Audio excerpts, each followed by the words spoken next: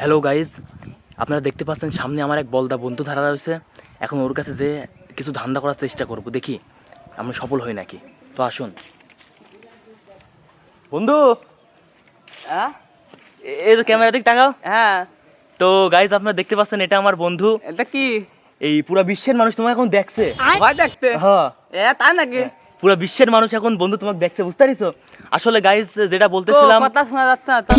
সবাই দেখতে পাচ্ছে কিন্তু আমার কথা শুনতে পাচ্ছে, কিন্তু আমরা তার কথা শুনতে পাচ্ছে না। তো বুঝবা না। তো দর্শক আপনারা দেখতে পাচ্ছেন এটা আমার প্রাণের বন্ধু, এবং অত্র গ্রামের ভিতরে এর মতো ভালো মানুষ হয় না, মানে এক নম্বর একটা ভালো মানুষ, মানে তার মনে কোনো প্রকারের কোনো দাগই নাই। আসলে সে মানে মনের দিক থেকে একদম কোটিপতি, একজন কোটিপতি বন্ধু। আপনারা তাকে দেখতে পাচ্ছেন বন্ধু। বন্ধু তার কাছে মানে সম্পদ না থাকলেও সে খাওয়ানোর চেষ্টা করে, মানে একটা অমায়িক পাবলিক যাকে বলা হয়। আলি বন্ধু সত্যি আমি বন্ধু, দেখতে তোমার ব্যাপারে যে প্রশংসা করলাম, এখন সেই প্রশংসার তো কিছু আছে, তুমি কি বলো? কি নিবা? টেকা নিবা? না, তুমি এখন মন খুশি হলে কিছু দিতে মন চাই দিতে পারো, সমস্যা নেই। না তো দেখলেন আপনারা, সে আমাকে খাওয়ার জন্য একটু দিয়ে দাও, একটু দিয়ে দাও। সে আমাকে খাওয়ার জন্য 150 টাকা দিয়ে দিল। তার কাছে কিছু মনে হলো, আসলে সে একটি খুবই বড় মনের মানুষ আসলেই।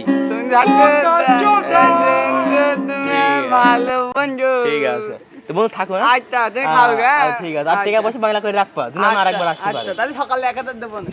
তো গাইজ আপনারা দেখলেন ও কি বলদার শালার কাছে পাম মারলাম, শালা টাকা বের করে দিয়ে দিল।